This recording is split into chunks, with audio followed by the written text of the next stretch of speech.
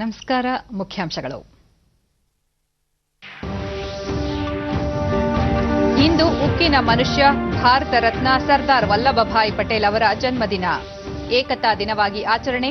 ಪ್ರತಿಯೊಬ್ಬರಿಗೂ ದೇಶದ ಹಿತಾಸಕ್ತಿಯೇ ಪರಮೋಚ್ಚವಾಗಬೇಕು. ಪ್ರಧಾನಿ ನರೇಂದ್ರ ಮೋದಿ. ರಾಜ್ಯದಲ್ಲಿ ವಾಲ್ಮೀಕಿ ಜಯಂತಿ ಸರಳ ಆಚರಣೆ. ವಾಲ್ಮೀಕಿ ಪ್ರತಿಮೆಗೆ ಮುಖ್ಯಮಂತ್ರಿ ಬಿಎಸ್ ಯಡಿಯೂರಪ್ಪ ಗೌರವ ಸಮರ್ಪಣೆ.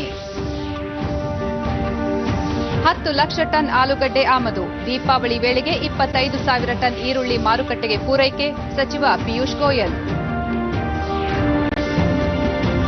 Vienna open tennis tourney quarter ಫೈನಲ್ಸ್ನಲ್ಲಿ ಲೊರೆಂಜೊ ಸೊನೆಗೆ ವಿರುದ್ಧ ಅಗ್ರ ಶ್ರೇಯಾಂಕಿತ ನೋವಾಕ್ ಜೋಕೋವಿಚ್ ಪರಾಭವ.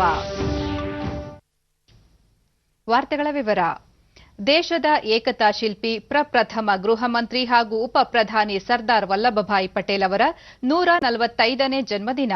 ಅವರ ಹುಟ್ಟುಹಬ್ಬವನ್ನು ದೇಶಾದ್ಯಂತ ಇಂದು ಏಕತಾ ದಿನವನ್ನಾಗಿ ಆಚರಿಸಲಾಗುತ್ತಿದೆ. ಅಖಂಡ ಭಾರತದ ನಿರ್ಮಾತೃವಾಗಿರುವ ಉಕ್ಕಿನ ಮನುಷ್ಯ ಸರ್ದಾರ್ ಪಟೇಲ್ ಅವರು ಸ್ವಾತಂತ್ರ್ಯ ನಂತರ ಹರಿದು ಹಂಚಿ ಹೋಗಿದ್ದ 500ಕ್ಕೂ ಹೆಚ್ಚು ಪ್ರಾಂತ್ಯಗಳನ್ನು ಒಗ್ಗೂಡಿಸಿದ ಮಹಾನ್ ಚೇತನ. ಅವರ ಜನ್ಮದಿನದ ಅಂಗವಾಗಿ ದೇಶಾದ್ಯಂತ ಹಲವಾರು ಕಾರ್ಯಕ್ರಮಗಳನ್ನು ಆಯೋಜಿಸಲಾಗಿದೆ. ಅವರ ಹೆಸರಿನಲ್ಲಿ ಏಕತೆಯ ಪ್ರತಿಜ್ಞೆ ಸ್ವೀಕರಿಸಲಾಗುತ್ತಿದೆ. ದೆಹಲಿಯ ಪಟೇಲ್ ಚೌಕ್ನಲ್ಲಿ ಸರ್ದಾರ್ ಪಟೇಲರ ಪುತ್ಥಳಿ ಸಮೀಪ ರಾಷ್ಟ್ರಪತಿ ರಾಮನಾಥ್ ಕೋವಿಂದ್, ಉಪರಾಷ್ಟ್ರಪತಿ ಎಂ ವೆಂಕಯ್ಯ ನಾಯ್ಡು, ಗೃಹ ಸಚಿವ ಅಮಿತ್ ಶಾ, ದೆಹಲಿ ಉಪರಾಜ್ಯಪಾಲ ಅನಿಲ್ ಬೈಜಾಲ್ ಗೌರವ ನಮನ ಸಲ್ಲಿಸಿದರು. सुमन अर्पित करते हुए सरदार वल्लभ भाई पटेल को श्री अमित शाह जी ಬಳಿಕ ಅಮಿತ್ ಶಾ ಏಕತೆಯ ಪ್ರತಿಜ್ಞಾವಿಧಿ ಬೋಧಿಸಿದರು. अपने देश की आंतरिक सुरक्षा सुनिश्चित करने के लिए अपना योगदान करने का भी सत्यनिष्ठा से मैं संकल्प करता हूं. ಕೇಂದ್ರ ವಾರ್ತಾ ಮತ್ತು ಪ್ರಸಾರ ಸಚಿವ ಪ್ರಕಾಶ್ ಜಾವಡೇಕರ್ ಸರ್ದಾರ್ ಪಟೇಲ್ ಅವರಿಗೆ ಟ್ವೀಟ್ ಮೂಲಕ ಶ್ರದ್ದಾಂಜಲಿ ಸಲ್ಲಿಸಿದ್ದು, ದೇಶದ ಏಕತೆ ಮತ್ತು ಸಮಗ್ರತೆಗೆ ಎಲ್ಲವನ್ನೂ ಅವರು ತ್ಯಾಗ ಮಾಡಿದ್ದಾರೆ ಎಂದು ಸ್ಮರಿಸಿದ್ದಾರೆ. ರಕ್ಷಣಾ ಸಚಿವ ರಾಜನಾಥ್ ಸಿಂಗ್ ದೇಶದ ಏಕತೆ, ಸಮಗ್ರತೆ ಮತ್ತು ರಾಷ್ಟ್ರೀಯ ಭದ್ರತೆಗಾಗಿ ನಮ್ಮನ್ನು ನಾವು ಸಮರ್ಪಿಸಿಕೊಳ್ಳಬೇಕು ಎಂದು ಹೇಳಿದ್ದಾರೆ. ಮುಖ್ಯಮಂತ್ರಿ ಬಿಎಸ್ ಯಡಿಯೂರಪ್ಪ ನಾಡಿನ ಸಮಸ್ತ ಜನತೆಗೆ ರಾಷ್ಟ್ರೀಯ ಏಕತಾ ದಿನದ ಶುಭಕಾಮನೆಗಳು. ಸ್ವಾತಂತ್ರ್ಯ ಹೋರಾಟಗಾರ, ಉಕ್ಕಿನ ಮನುಷ್ಯ ಸರ್ದಾರ್ ವಲ್ಲಭಭಾಯಿ ಪಟೇಲ್ ಅವರ ಜಯಂತಿಯಂದು ರಾಷ್ಟ್ರದ ಏಕತೆಯ ಹರಿಕಾರನಿಗೆ ಅನಂತ ನಮನಗಳನ್ನು ಸಲ್ಲಿಸೋಣ. ಭಾರತದ ಅಖಂಡತೆಗಾಗಿ ಅಸಾಮಾನ್ಯ ಸಾಧನೆಗಳನ್ನು ಸಾಧಿಸಿದ ಪಟೇಲ್ ಅವರನ್ನು ದೇಶ ಎಂದಿಗೂ ಮರೆಯಲಾಗದು ಎಂದು ಟ್ವೀಟ್ ಮಾಡಿದ್ದಾರೆ. ಸರ್ದಾರ್ ವಲ್ಲಭಭಾಯಿ ಪಟೇಲ್ ಅವರ ಜನ್ಮದಿನದ ಹಿನ್ನೆಲೆಯಲ್ಲಿ ಏಷ್ಯಾದ ಅತಿದೊಡ್ಡ ಪ್ರತಿಮೆ ಇರುವ ಗುಜರಾತ್ನ ಕೆವಾಡಿಯಾದಲ್ಲಿ ಪ್ರಧಾನಿ ನರೇಂದ್ರ ಮೋದಿ ಪಟೇಲ್ ಪ್ರತಿಮೆಗೆ ಗೌರವ ನಮನ ಸಲ್ಲಿಸಿದರು. दुनिया की सबसे ऊंची प्रतिमा बनाने के लिए संकल्पित हैं, प्रयास है जो इतना ही विराट. आज एकता दिवस पर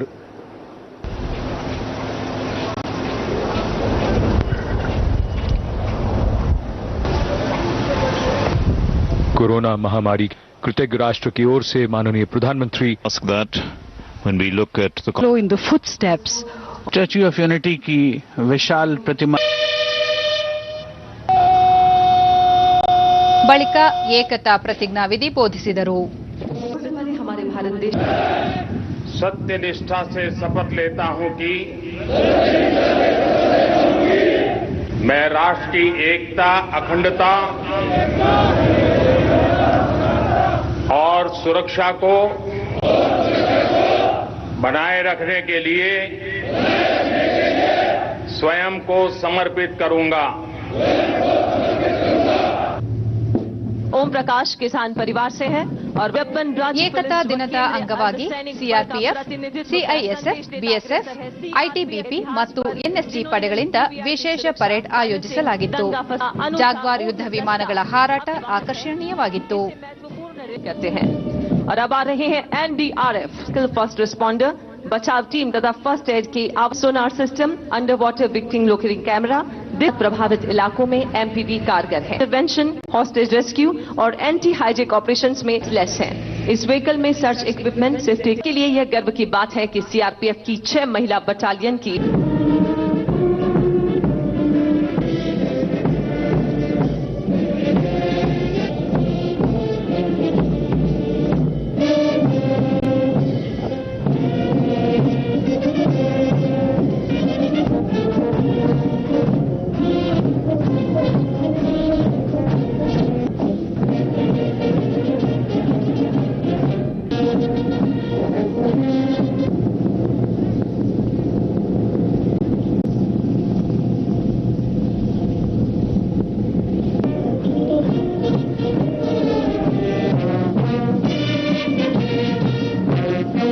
करने के लिए भी कैपेबल है। आप स्टैच्यू की ओर देख सकते हैं, ये जगुआर फाइटर एयरक्राफ्ट।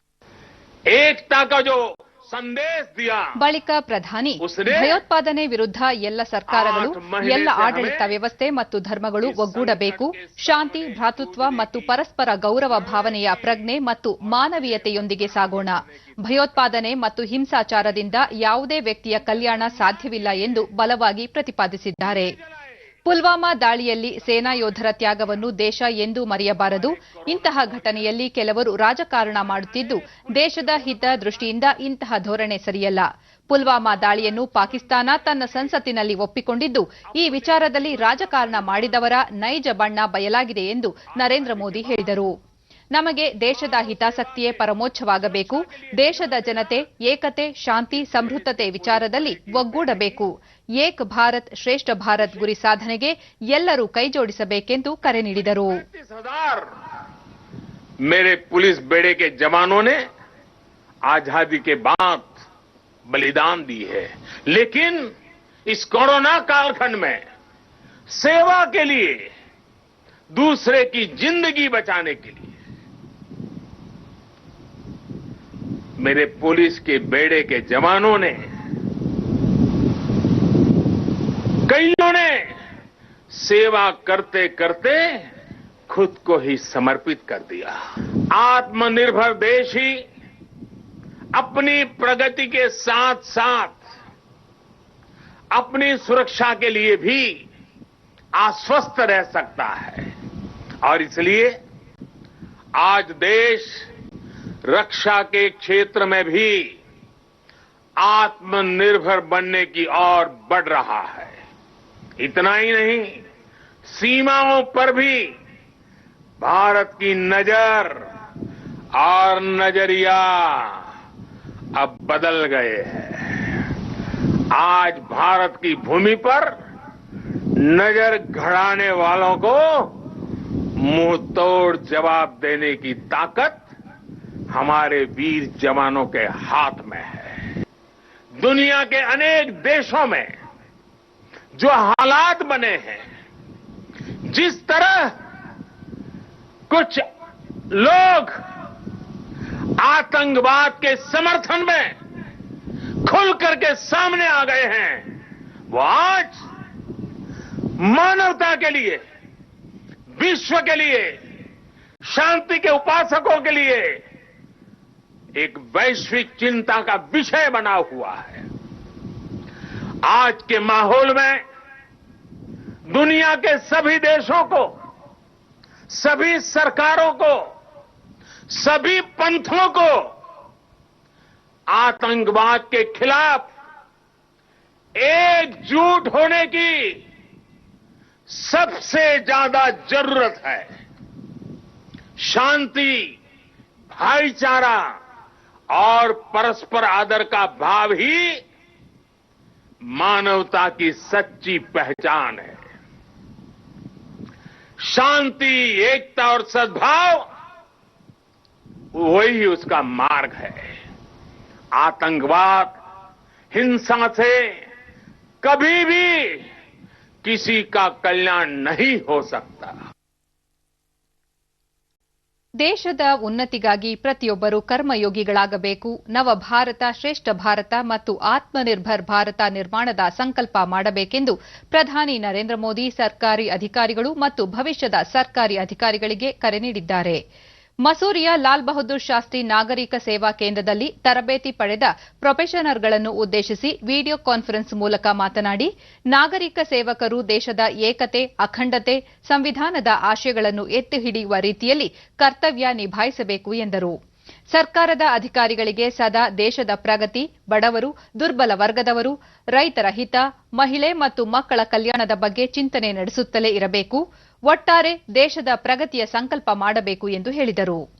ಎಷ್ಟೇ ದೊಡ್ಡ ಸವಾಲುಗಳು ಎದುರಾದರೂ ಅವುಗಳನ್ನು ಪರಿಹರಿಸಿ ದೇಶವನ್ನು ಮುನ್ನಡೆಸಿಕೊಂಡು ಹೋಗುವ ಜವಾಬ್ದಾರಿ ಅಧಿಕಾರಿಗಳ ಮೇಲಿದೆ. ದೇಶದ ಹಿತ ರಕ್ಷಿಸುವ ನಿಮ್ಮ ಸಂಕಲ್ಪದಿಂದ ಯಾವುದೇ ಕಾರಣಕ್ಕೂ ಹಿಂದೆ ಸರಿಯಬಾರದು. ನೀವೆಲ್ಲ ಒಂದು ತಂಡವಾಗಿ ಕರ್ತವ್ಯ ನಿಭಾವಣೆ ಮಾಡಿದರೆ ದೇಶ ಮುನ್ನಡೆಯಲು ಸಾಧ್ಯವಾಗುತ್ತದೆ ಎಂದರು. ಆದಷ್ಟು ವಿದೇಶಿ ಉತ್ಪನ್ನಗಳ ಬಳಕೆಯನ್ನು ಕಡಿಮೆ ಮಾಡಿ ವೋಕಲ್ ಫಾರ್ ಲೋಕಲ್ ಉತ್ಪನ್ನಗಳನ್ನು ಬಳಸುವುದನ್ನು ರೂಢಿಸಿಕೊಳ್ಳಿ. ಈ ಮೂಲಕ ವೋಕಲ್ ಫಾರ್ ಲೋಕಲ್ ಅಭಿಯಾನ ಆರಂಭಿಸಿ ಎಂದು ಕರೆ ನೀಡಿದರು. ಕನಿಷ್ಠ ಸರ್ಕಾರ ಗರಿಷ್ಠ ಆಡಳಿತದ ಮೂಲ ಮಂತ್ರದೊಂದಿಗೆ ದೇಶದ ಹಿತಕ್ಕಾಗಿ ಕಾರ್ಯನಿರ್ವಹಿಸಬೇಕು ಮತ್ತು ಈ ದಿಸೆಯಲ್ಲಿ ನೀವು ನಿಯಮಗಳು ಮತ್ತು ನಿಮ್ಮ ಪಾತ್ರದಲ್ಲಿ ಸಮತೋಲನೆಯನ್ನು ಕಾಯ್ದುಕೊಳ್ಳುವುದು ಅತ್ಯಗತ್ಯವಾಗಿದೆ ಎಂದು ತಿಳಿಸಿದರು.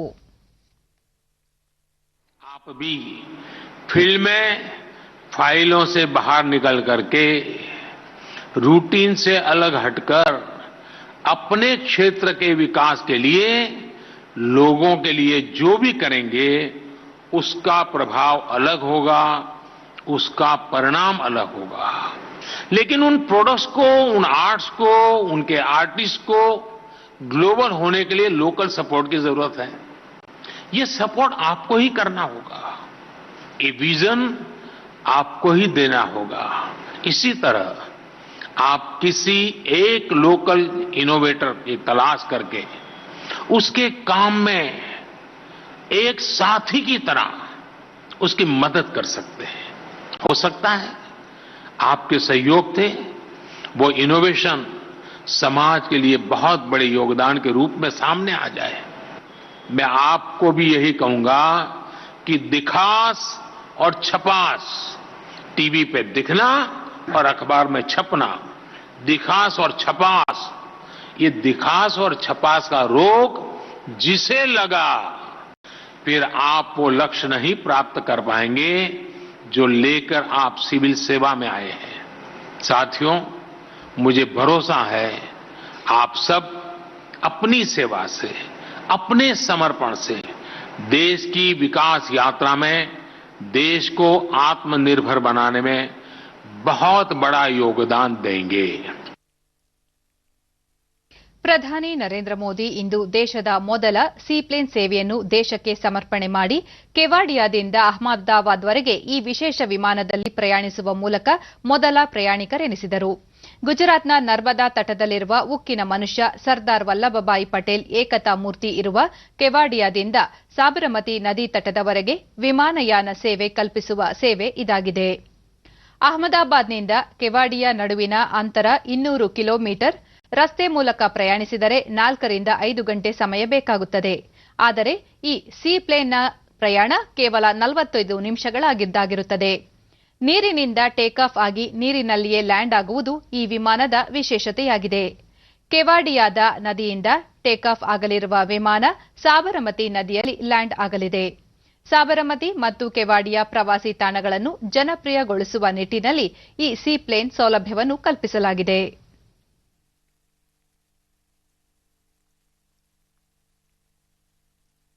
इंजन लगा है. ड्रीम प्रोजेक्ट भी रहा है सी प्लेन को भारत में लाना और इसे लोगों तक पहुंचाना और उड़े देश का आम. And their tickets are available online. देख रहे हैं पूरे देश के लिए जहां पर ये वाटर एरोड्रोम है और वहां से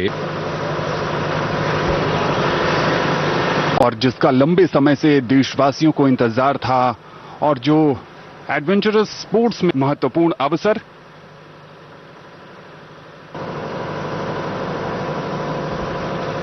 We talk about soaring hopes and aspirations. देश को मजबूत करने के एक एक प्रयास में उनकी प्रेरणा है. ಇಂದು ಮಹರ್ಷಿ ವಾಲ್ಮೀಕಿ ಜಯಂತಿ. ರಾಮಾಯಣದ ಮೂಲಕ ಜೀವನದ ಮೌಲ್ಯಗಳನ್ನು ಜಗತ್ತಿಗೆ ಪಸರಿಸಿದ ಆದಿಕವಿ ವಾಲ್ಮೀಕಿ ಅವರನ್ನು ಎಲ್ಲೆಡೆ ಸ್ಮರಿಸಲಾಗುತ್ತಿದೆ. ವಾಲ್ಮೀಕಿ ಜಯಂತಿ ಹಿನ್ನೆಲೆಯಲ್ಲಿ ಪ್ರಧಾನಿ ನರೇಂದ್ರ ಮೋದಿ ಟ್ವೀಟ್ ಮೂಲಕ ಶ್ರದ್ದಾಂಜಲಿ ಸಲ್ಲಿಸಿದ್ದಾರೆ. ಇತ್ತೀಚೆಗೆ ಮನ್ ಕಿ ಬಾತ್ನಲ್ಲಿ ವಾಲ್ಮೀಕಿ ಜಯಂತಿ ಕುರಿತು ವ್ಯಕ್ತಪಡಿಸಿದ್ದ ತಮ್ಮ ಅನಿಸಿಕೆಗಳನ್ನು ಟ್ವೀಟ್ ಮೂಲಕ ಹಂಚಿಕೊಂಡಿದ್ದಾರೆ. ವಾಲ್ಮೀಕಿ ಅವರು ಸಮಾಜದಲ್ಲಿ ಸೌಹಾರ್ದತೆ, ಸಮಾನತೆ ಮತ್ತು ನ್ಯಾಯಪರವಾದ ನಿಲುವುಗಳು ದೇಶದ ಜನತೆಗೆ ಸ್ಫೂರ್ತಿದಾಯಕವಾಗಿದೆ ಎಂದು ಹೇಳಿದ್ದಾರೆ. अगर उसके साथ हो तो वह कोई भी काम बड़ी आसानी से कर सकता है. यह इच्छा शक्ति ही है जो कई युवाओं को असाधारण कार्य करने की ताकत देती है. महर्षि वाल्मीकि ने सकारात्मक सोच पर बल दिया. उनके लिए सेवा और मानवीय गरिमा का स्थान सर्वोपरि है. महर्षि वाल्मीकि के आचार, विचार और आदर्श आज न्यू इंडिया के हमारे संकल्प के लिए प्रेरणा भी है और दिशा निर्देश भी है. हम महर्षि वाल्मीकि के प्रति सदैव कृतज्ञ रहेंगे कि उन्होंने आने वाली पीढ़ियों के मार्गदर्शन के लिए रामायण जैसे महाग्रंथ की रचना की. ಮುಖ್ಯಮಂತ್ರಿ ಬಿಎಸ್ ಯಡಿಯೂರಪ್ಪ ನಾಡಿನ ಸಮಸ್ತ ಜನತೆಗೆ ಮಹರ್ಷಿ ವಾಲ್ಮೀಕಿ ಜಯಂತಿಯ ಶುಭಾಶಯಗಳು. ಆದಿಕಾವ್ಯ ರಾಮಾಯಣದ ಮೂಲಕ ಸಾರ್ವಕಾಲಿಕ ಆದರ್ಶಗಳನ್ನು, ಜೀವನ ಮೌಲ್ಯಗಳನ್ನು ತಿಳಿಸಿಕೊಟ್ಟ ಮಹರ್ಷಿ ವಾಲ್ಮೀಕಿಗಳಿಗೆ ಅನಂತ ಪ್ರಣಾಮಗಳು. ಭಾರತೀಯ ಜನಮಾನಸದ ಮೇಲೆ ಶಾಶ್ವತ ಪ್ರಭಾವ ಬೀರಿರುವ ಮಹಾಕವಿ ವಾಲ್ಮೀಕಿಗಳನ್ನು ಪಡೆದ ಈ ನಾಡು ಧನ್ಯ ಎಂದು ಟ್ವೀಟ್ ಮಾಡಿದ್ದಾರೆ. ವಾಲ್ಮೀಕಿ ಜಯಂತಿ ಅಂಗವಾಗಿ ಮುಖ್ಯಮಂತ್ರಿ ಬಿಎಸ್ ಯಡಿಯೂರಪ್ಪ ವಿಧಾನಸೌಧ ಹಾಗೂ ಶಾಸಕರ ಭವನದ ಬಳಿ ಇರುವ ವಾಲ್ಮೀಕಿ ಪುತ್ಥಳಿಗೆ ಗೌರವ ಸಮರ್ಪಿಸಿದರು. ಸಮಾಜ ಕಲ್ಯಾಣ ಸಚಿವ ಬಿ ಶ್ರೀರಾಮುಲು ಮತ್ತಿತರರು ಈ ಸಂದರ್ಭದಲ್ಲಿ ಉಪಸ್ಥಿತರಿದ್ದರು.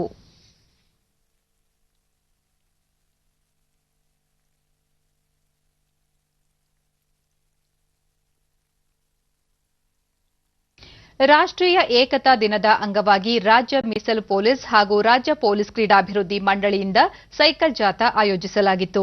ವಿಧಾನಸೌಧದ ಮುಂಭಾಗ ಸೈಕಲ್ ಜಾಥಾಗೆ ಗೃಹ ಸಚಿವ ಬಸವರಾಜ ಬೊಮ್ಮಾಯಿ ಚಾಲನೆ ನೀಡಿದರು. ಪೊಲೀಸ್ ಮಹಾನಿರ್ದೇಶಕ ಪ್ರವೀಣ್ ಸೂದ್, ಬೆಂಗಳೂರು ಪೊಲೀಸ್ ಆಯುಕ್ತ ಕಮಲ್ ಪಂತ್ ಮತ್ತಿತರ ಅಧಿಕಾರಿಗಳು ಈ ಸಂದರ್ಭದಲ್ಲಿ ಪಾಲ್ಗೊಂಡಿದ್ದರು.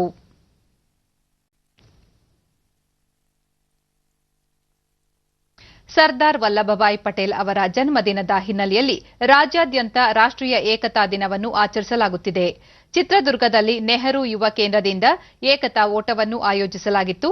ಜಿಲ್ಲಾಧಿಕಾರಿ ಕಚೇರಿ ಆವರಣದಲ್ಲಿ ಪ್ರಾರಂಭಗೊಂಡ ಏಕತಾ ಓಟ ಜೋಗಿಮಟ್ಟಿ ಪ್ರವೇಶ ದ್ವಾರದಲ್ಲಿ ಮುಕ್ತಾಯಗೊಂಡಿತು.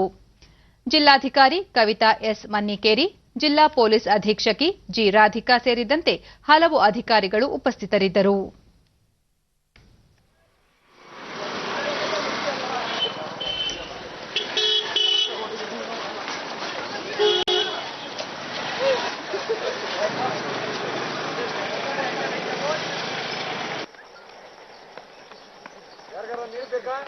ತಮ್ಮೆಲ್ಲರಿಗೂ ಕೂಡ ಹೃತ್ಪೂರ್ವಕವಾಗಿರುವಂತಹ ವಂದನೆಗಳನ್ನು ಸಲ್ಲಿಸ್ತಾ ಇದ್ದೇವೆ. ಡಿಡಿ ನ್ಯೂಸ್ನೊಂದಿಗೆ ಕವಿತಾ ಎಸ್ ಮನ್ನಿಕೇರಿ, ಸರ್ದಾರ್ ವಲ್ಲಭಭಾಯಿ ಪಟೇಲ್ ಅವರು ದೇಶದ ಏಕತೆಗಾಗಿ ಶ್ರಮಿಸಿದ್ದು, ಅವರ ಆದರ್ಶಗಳನ್ನು ಎಲ್ಲರೂ ಪಾಲಿಸಬೇಕು ಹಾಗೂ ದೇಶದ ಪ್ರಗತಿಗಾಗಿ ಎಲ್ಲರೂ ಒಗ್ಗಟ್ಟಾಗಿ ಶ್ರಮಿಸೋಣ ಎಂದರು. ಭಾರತದ ಏಕತೆಗಾಗಿ ಏನೇನು ನಮಗೆ ಹೇಳಿಕೊಟ್ಟಿದ್ದಾರೆ ಅದನ್ನ ನಾವು ಎಲ್ಲರೂ ಏಕತೆಗಾಗಿ ಹೋರಾಟ ಮಾಡೋಣ, ಎಲ್ಲರೂ ಜೊತೆಯಾಗಿದ್ದು ಭಾರತ ದೇಶವನ್ನ ಮುಂದೆ ತರೋಣ ಅಂತ ಹೇಳ್ತಾ ನಮ್ಮ ಇಂಡಿಪೆಂಡೆನ್ಸ್ ಆದಾಗ ದೇಶದ ಏಕತೆಗಾಗಿ ವಲ್ಲಭಭಾಯಿ ಪಟೇಲ್ ಹೆಚ್ಚು ಶ್ರಮಿಸಿದ್ದಾರೆ. ಅವರ ಹುಟ್ಟುಹಬ್ಬವನ್ನು ರಾಷ್ಟ್ರೀಯ ಏಕತಾ ದಿನವನ್ನಾಗಿ ಆಚರಿಸಲಾಗುತ್ತಿದೆ ಎಂದರು. ವಲ್ಲಭಭಾಯಿ ಪಟೇಲ್ ಅವರ ಒಂದು ಈ ಹುಟ್ಟುಹಬ್ಬನ ರಾಷ್ಟ್ರೀಯ ಏಕತಾ ದಿವಸ ಅಂತ ಮಾಡಿ ಯಾವುದೇ ಒಂದು ಸಂದರ್ಭದಲ್ಲಿ ಈಗ ನಾವು ಪ್ರೆಸೆಂಟ್ಲಿ ಕೋವಿಡ್ ಅನ್ನ ನಾವು ಎದುರಿಸ್ತಾ ಇದೀವಿ ಅಂತ ಸಂದರ್ಭದಲ್ಲೂ ಕೂಡ ಎಲ್ಲರೂ ಒಟ್ಟಿಗೆ ಇದನ್ನ ಎದುರಿಸೋಣ, ಈ ಒಂದು ಏಕತಾ ದಿವಸವನ್ನ ಸಕ್ಸಸ್ಫುಲ್ ಆಗಿ ಮಾಡಿ ನಮ್ಮ ವಿವಿಧ ರಾಜ್ಯಗಳ ಎಲ್ಲಾನು ಕೂಡಿ ಒಟ್ಟಿಗೆ ಯಾವುದೇ ಒಂದು ಸಂದರ್ಭ ಬಂದ್ರೂ ಕೂಡ ನಾವು ಎಲ್ಲಾನು ನಮ್ಮ ರಾಷ್ಟ್ರ ಒಂದೇನೆ. ಇಂದು ದಿವಂಗತ ಪ್ರಧಾನಿ ಇಂದಿರಾ ಗಾಂಧಿ ಅವರ 36ನೇ ಪುಣ್ಯತಿಥಿ.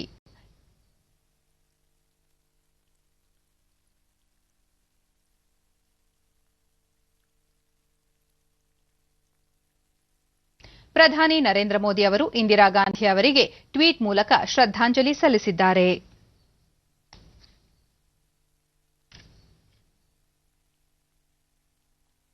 ದಿವಂಗತ ಪ್ರಧಾನಿ ಇಂದಿರಾ ಗಾಂಧಿ ಅವರ ಪುಣ್ಯತಿಥಿ ಹಾಗೂ ದೇಶದ ಪ್ರಥಮ ಉಪ ಪ್ರಧಾನಿ ಭಾರತ ರತ್ನ ಸರ್ದಾರ್ ವಲ್ಲಭಭಾಯ್ ಪಟೇಲ್ ಅವರ ಜನ್ಮದಿನವನ್ನು ರಾಜ್ಯ ಕಾಂಗ್ರೆಸ್ನಿಂದ ಆಚರಿಸಲಾಯಿತು.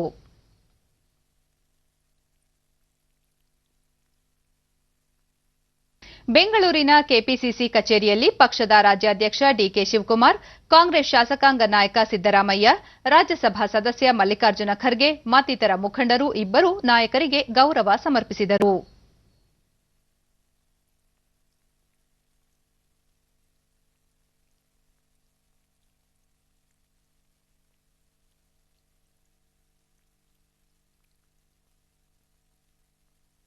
ಬೇಳೆಕಾಳುಗಳಿಗೆ ಬೆಂಬಲ ಬೆಲೆ ಸೇರಿದಂತೆ ಹಲವು ಕ್ರಮಗಳು ಕೈಗೊಂಡ ಪರಿಣಾಮ ದೇಶದಲ್ಲಿ ಬೇಳೆಕಾಳುಗಳ ಉತ್ಪಾದನೆ ಗಣನೀಯವಾಗಿ ಹೆಚ್ಚಳವಾಗಿದೆ ಎಂದು ಕೇಂದ್ರ ಆಹಾರ ಸಚಿವ ಪಿಯೂಷ್ ಗೋಯಲ್ ದೆಹಲಿಯಲ್ಲಿ ನಿನ್ನೆ ಹೇಳಿದ್ದಾರೆ. ಸ್ಥಳೀಯವಾಗಿ ಬೇಳೆಕಾಳುಗಳ ಉತ್ಪಾದನೆ ಹೆಚ್ಚಿಸಿ ಗ್ರಾಹಕರಿಗೆ ಸೂಕ್ತ ದರದಲ್ಲಿ ಪೂರೈಕೆ ಮಾಡಲು ಎಲ್ಲ ರೀತಿಯ ಕ್ರಮಗಳನ್ನು ಕೈಗೊಳ್ಳಲಾಗಿದೆ. ಕೊರೋನಾ ಬಿಕ್ಕಟ್ಟಿನ ಸಮಯದಲ್ಲೂ ಬೇಳೆಕಾಳುಗಳಿಗೆ ಯಾವುದೇ ರೀತಿಯಲ್ಲೂ ಕೊರತೆಯಾಗದಂತೆ ನೋಡಿಕೊಳ್ಳಲಾಗಿದೆ ಎಂದು ತಿಳಿಸಿದ್ದಾರೆ. ಕನಿಷ್ಠ ಬೆಂಬಲ ಬೆಲೆ ಯೋಜನೆಯಡಿ ಈವರೆಗೆ 188 ಲಕ್ಷ ಮೆಟ್ರಿಕ್ ಟನ್ ಭತ್ತ ಖರೀದಿ ಮಾಡಿದ್ದು, ಕಳೆದ ವರ್ಷಕ್ಕೆ ಹೋಲಿಸಿದರೆ ಶೇಕಡಾ 24.29ರಷ್ಟು ಹೆಚ್ಚಳವಾಗಿದೆ ಎಂದು ಮಾಹಿತಿ ನೀಡಿದರು. 10 ಲಕ್ಷ ಟನ್ ಆಲೂಗಡ್ಡೆ ಮತ್ತು 25,000 ಟನ್ ಈರುಳ್ಳಿಯನ್ನು ಆಮದು ಮಾಡಿಕೊಳ್ಳಲಾಗುತ್ತಿದೆ. ಶೀಘ್ರವೇ ಭೂತಾನ್ನಿಂದ 30,000 ಟನ್ ಆಲೂಗಡ್ಡೆ ಆಮದು ಮಾಡಿಕೊಳ್ಳುವ ಪ್ರಕ್ರಿಯೆ ಆರಂಭಿಸಲಾಗಿದೆ. ಆಲೂಗಡ್ಡೆ ಮೇಲಿನ ಆಮದು ಸುಂಕವನ್ನು ಶೇಕಡಾ 30ರಿಂದ 10ಕ್ಕೆ ಇಳಿಸಲಾಗಿದೆ ಎಂದು ತಿಳಿಸಿದರು. ಈರುಳ್ಳಿ ದರ ಹೆಚ್ಚಳವಾದ ಹಿನ್ನೆಲೆಯಲ್ಲಿ ಈರುಳ್ಳಿ ರಫ್ತು ನಿಷೇಧಿಸಲಾಗಿತ್ತು. ಇದೀಗ ಈರುಳ್ಳಿ ಆಮದು ನಿಯಮದಲ್ಲಿ ಸಡಿಲಿಕೆ ಮಾಡಲಾಗಿದ್ದು, ಈವರೆಗೆ 7,000 ಟನ್ ಈರುಳ್ಳಿ ಆಮದಾಗಿದೆ. ದೀಪಾವಳಿ ವೇಳೆಗೆ 25,000 ಟನ್ ಈರುಳ್ಳಿ ಲಭ್ಯವಾಗಲಿದೆ ಎಂದು ತಿಳಿಸಿದರು.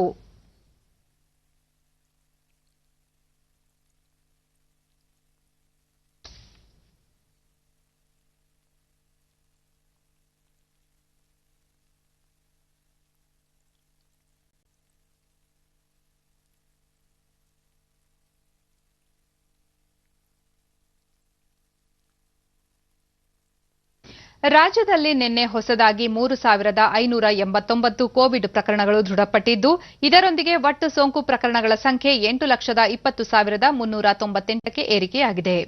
ನಿನ್ನೆ 8,521 ಮಂದಿ ಆಸ್ಪತ್ರೆಯಿಂದ ಬಿಡುಗಡೆಯಾಗಿದ್ದು, ಇದುವರೆಗೂ ಗುಣಮುಖಗೊಂಡವರ ಸಂಖ್ಯೆ 7,49,740ಕ್ಕೆ ತಲುಪಿದೆ. ನಿನ್ನೆ 49 ಮಂದಿ ಸಾವನ್ನಪ್ಪಿದ್ದು, ಮೃತಪಟ್ಟವರ ಸಂಖ್ಯೆ 11,140ಕ್ಕೆ ಏರಿಕೆಯಾಗಿದೆ. ಸದ್ಯ ರಾಜ್ಯದಲ್ಲಿ 59,499 ಸಕ್ರಿಯ ಪ್ರಕರಣಗಳಿವೆ. 905 ಮಂದಿ ರಾಜ್ಯದ ವಿವಿಧ ಆಸ್ಪತ್ರೆಗಳಲ್ಲಿ ತೀವ್ರ ನಿಗಾ ಘಟಕದಲ್ಲಿ ಚಿಕಿತ್ಸೆ ಪಡೆಯುತ್ತಿದ್ದಾರೆ.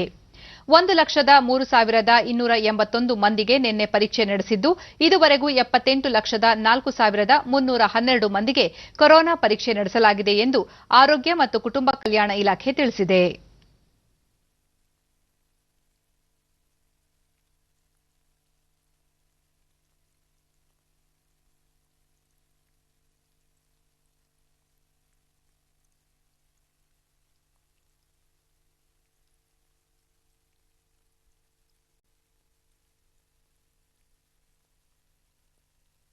ಬೆಂಗಳೂರಿನಲ್ಲಿ 1,811 ಮಂದಿಗೆ ಸೋಂಕು ತಗುಲಿದ್ದು, ಒಟ್ಟು ಸೋಂಕು ಪ್ರಕರಣಗಳ ಸಂಖ್ಯೆ 3,34,848ಕ್ಕೆ ಏರಿಕೆಯಾಗಿದೆ. ನಿನ್ನೆ 5,788 ಮಂದಿ ಆಸ್ಪತ್ರೆಯಿಂದ ಬಿಡುಗಡೆಯಾಗಿದ್ದು, ಇದುವರೆಗೂ ಗುಣಮುಖಗೊಂಡವರ ಸಂಖ್ಯೆ 2,93,466ಕ್ಕೆ ಏರಿಕೆಯಾಗಿದೆ.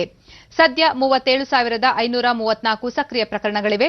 ಬೆಂಗಳೂರಿನಲ್ಲಿ 27 ಮಂದಿ ಮೃತಪಟ್ಟಿರುವುದು ಸೇರಿದಂತೆ ಒಟ್ಟಾರೆ 3,847 ಮಂದಿ ಸಾವನ್ನಪ್ಪಿದ್ದಾರೆ.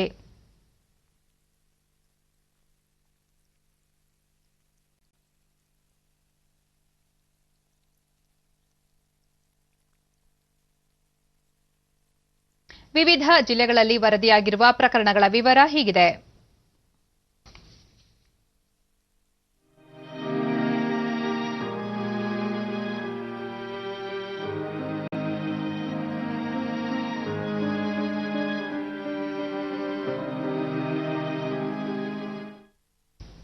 ಕಳೆದ 24 ಗಂಟೆಗಳಲ್ಲಿ ದೇಶದಲ್ಲಿ ಹೊಸದಾಗಿ 48,268 ಹೊಸ ಕೊರೋನಾ ಸೋಂಕಿನ ಪ್ರಕರಣಗಳು ಪತ್ತೆಯಾಗಿದ್ದು, ಸೋಂಕು ಪ್ರಕರಣಗಳ ಸಂಖ್ಯೆ ಇಳಿಕೆಯಾಗಿದೆ.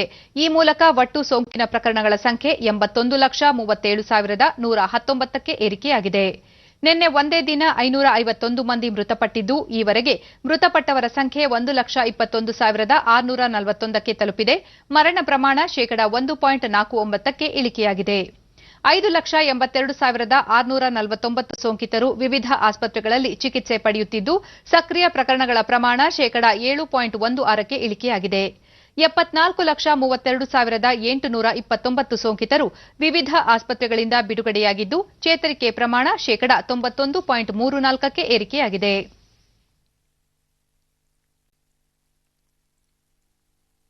ವಿಯೆನ್ನಾ ಓಪನ್ ಟೆನಿಸ್ ಟೂರ್ನಿಯಲ್ಲಿ ವಿಶ್ವದ ಅಗ್ರ ಶ್ರೇಯಾಂಕಿತ ಆಟಗಾರ ನೋವಾಕ್ ಜೋಕೋವಿಚ್ ಕ್ವಾರ್ಟರ್ ಫೈನಲ್ಸ್ನಲ್ಲಿ ಪರಾಭವಗೊಂಡಿದ್ದಾರೆ.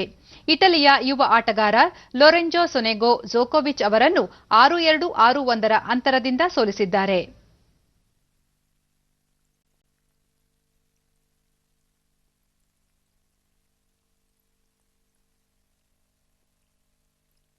ಈ ಕುರಿತು ಪ್ರತಿಕ್ರಿಯಿಸಿರುವ ಜೋಕೋವಿಚ್, ಈ ಸೋಲಿನಿಂದ ವಿಶ್ವದ ನಂಬರ್ 1 ಪಟ್ಟ ಕೈತಪ್ಪಲಿದೆ. ಆದರೆ ಲಂಡನ್ನಲ್ಲಿ ನಡೆಯಲಿರುವ ಎಟಿಪಿ ಟೆನಿಸ್ ಟೂರ್ನಿಯತ್ತ ಗಮನ ಕೇಂದ್ರೀಕರಿಸಿರುವುದಾಗಿ ತಿಳಿಸಿದ್ದಾರೆ.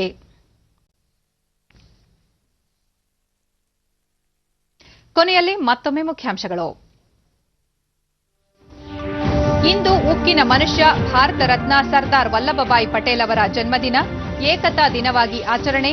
ಪ್ರತಿಯೊಬ್ಬರಿಗೂ ದೇಶದ ಹಿತಾಸಕ್ತಿಯೇ ಪರಮೋಚ್ಚವಾಗಬೇಕು, ಪ್ರಧಾನಿ ನರೇಂದ್ರ ಮೋದಿ. ರಾಜ್ಯದಲ್ಲಿ ವಾಲ್ಮೀಕಿ ಜಯಂತಿ ಸರಳ ಆಚರಣೆ, ವಾಲ್ಮೀಕಿ ಪ್ರತಿಮೆಗೆ ಮುಖ್ಯಮಂತ್ರಿ ಬಿಎಸ್ ಯಡಿಯೂರಪ್ಪ ಗೌರವ ಸಮರ್ಪಣೆ. 10 ಲಕ್ಷ ಟನ್ ಆಲೂಗಡ್ಡೆ ಆಮದು, ದೀಪಾವಳಿ ವೇಳೆಗೆ 25,000 ಟನ್ ಈರುಳ್ಳಿ ಮಾರುಕಟ್ಟೆಗೆ ಪೂರೈಕೆ, ಸಚಿವ ಪಿಯೂಷ್ ಗೋಯಲ್.